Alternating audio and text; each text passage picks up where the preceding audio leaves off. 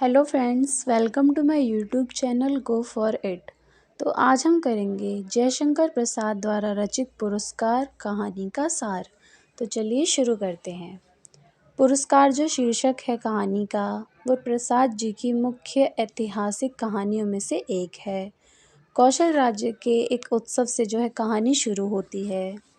उस उत्सव में महाराज एक दिन के लिए कृषक बनते हैं और खेतों में हल चलाते हैं, सोने का हल, और धूमधाम से इंद्र पूजा को मनाया जाता है।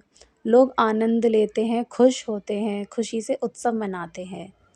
और इस उत्सव में भाग लेने के लिए जो दूसरे राज्यों के राजा हैं, युवक हैं, जो राजकुमार हैं, वो भी आते हैं। महाराज जो है जिस भी धरती पर हल चलाते हैं, उस भूभाग के स्वामी को, उस जो भूमि के स्वामी को उसका 4 गुना मूल्य दिया जाता है और उसे राजा का खेत कहा जाने लगता है जिस दिन से राजा उस खेत पे, उस भूमि पे हल चलाते हैं। इस बार जो खेत महाराज के हल चलाने के लिए चुना था, उसे महाराज जब हल चला चुके होते हैं, इस बार जो खेत का पुरस्कार है वो मधुलिका को दिया गया। थाल में कुछ स्वर्ण मुद्राएं थीं, वह राजकीय कृपा थी, लेकिन मधुलिका ने थाली सिर पर लगाई और स्वर्ण मुद्राओं को राजा पर न्यौछावर कर दिया, बिखेर दिया। महाराज की भिकुटी तन गई। भिकुटी मतलब होता है आईब्रो। महाराज की जो भिकुटी है वो तन गई। मधुलिका ने कहा कि वह अपने बाप दादा की जो भूमि है उसे बेचना अपराध मानती है, गलत मानती है। मंत्री ने उस पर क्रोध करते हुए उसे कहा कि वो जो राजकीय अनुग्रह है, जो राजकीय कृपा है, उसका तिरस्कार कर रही है, अपमान कर रही है। वो राजा से राजकीय रक्षण पाने की भी अधिकारी हुई है, किंतु जो मधुलिका है उसने कहा कि वह अधिकार तो सारी प्रजा का है, सभी को रक्षण मिलना चाहिए।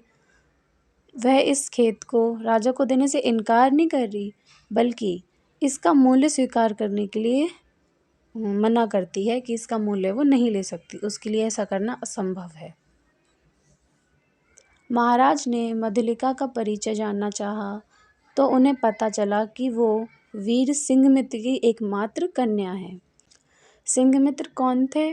सिंहमित्र ने मगध के सामने जो कौशल राज्य है उसकी लाज रखी थी। उत्सव चलता रहा, लेकिन मधुलिका जो है अपनी बात कहकर वहाँ से चली गई। अपने खेत की सीमा पर विशाल मधुक वृक्ष के नीचे जाकर बैठ गई। इसी उत्सव में मगध के जो राजकुमार हैं, जिनका नाम क्या है, अरुण, वो भी आए थे। जो मधुलिका थी वो उनके भोले सौंदर्य और सरल चित्रण पर मोहित हो गए थे। वह रात का उत्सव समाप्त होने से पूर्व मधुलिका से वहीं खेत के किनारे मिले।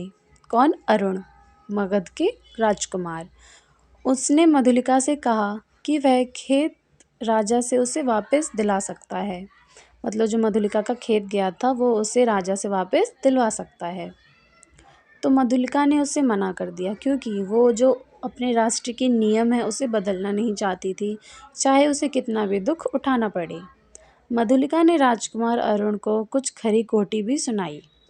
मधुलिका दूसरे के खेतों में काम करके, रूखी सूखी खाकर, उसी वृक्ष के नीचे बनाई हुई अपनी झोपड़ी में दिन व्यतीत करती थी, दिन बिताती थी। आसपास के कृषक उसका बहुत आदर करते थे और इसी प्रकार 3 वर्ष बीत गए। एक रात अकेले मधुलिका अपने अभाव पर विचार करती करती उस राजकुमार की बातों को याद करने लगी।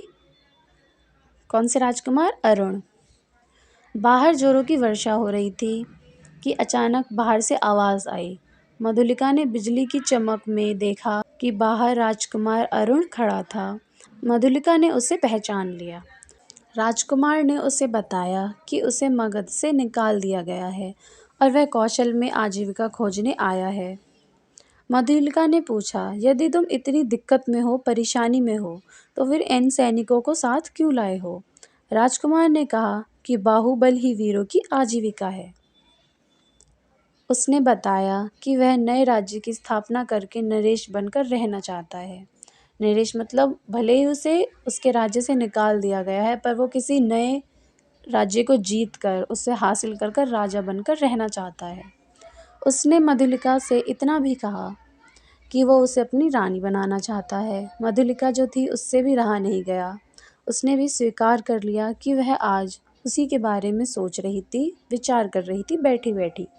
राजकुमार ने उसके हाथों को दबाते हुए कहा, तो मेरा भ्रम नहीं था, तुम सचमुच मुझसे प्रेम करती हो। राजकुमार अरुण ने एक कुशल मनुष्य की तरह मधुलिका से कहा कि यदि वो चाहे तो मैं उसे कौशल राज्य के सिंहासन पर बिठा सकता हूँ, वहाँ की रानी बना सकता हूँ। मधुलिका जो है उसकी यह बात सुनकर कांप उठी।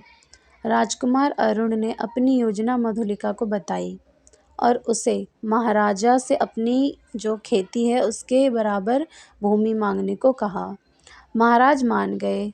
भले ही वो भूमि सैनिक के महत्व की थी, पर अरुण के जो सैनिकों ने जंगल काटकर मार्ग बनाने शुरू कर दिए।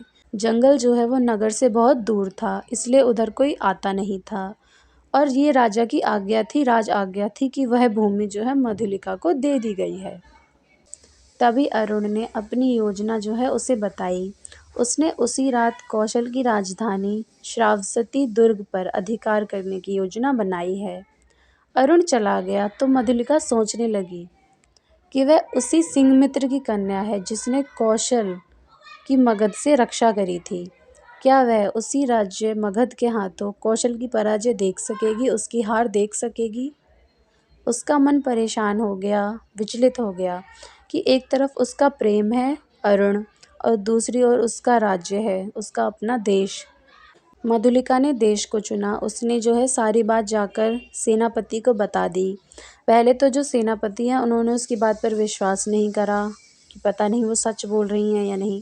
पर जब मधुलिका ने बताया कि जो आक्रमण है वो किस तरफ से होगा, तो सेनापति चौंक गए।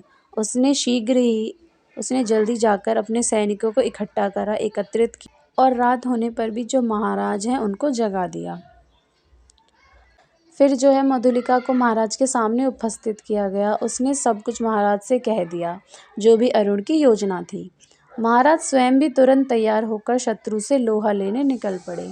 लोहा मतलब लड़ाई करने के लिए निकल पड़े। अरुण बंदी बना लिया गया। उसकी जो योजना है वो असफल हो गई।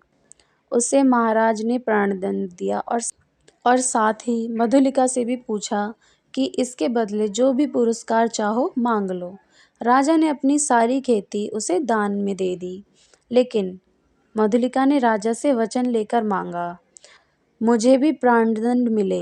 यह कहकर वह अरुण के पास जाकर खड़ी हो गई, क्योंकि वो अरुण से प्रेम करती थी और कहीं ना कहीं अरुण की योजना में मधुलिका का भी योगदान था, इसलिए उसने अरुण के साथ प्राणदंड मांगे। Thanks for watching my video. Like, subscribe my channel and share with your friends. Comment me if you have any query. Take care. Bye.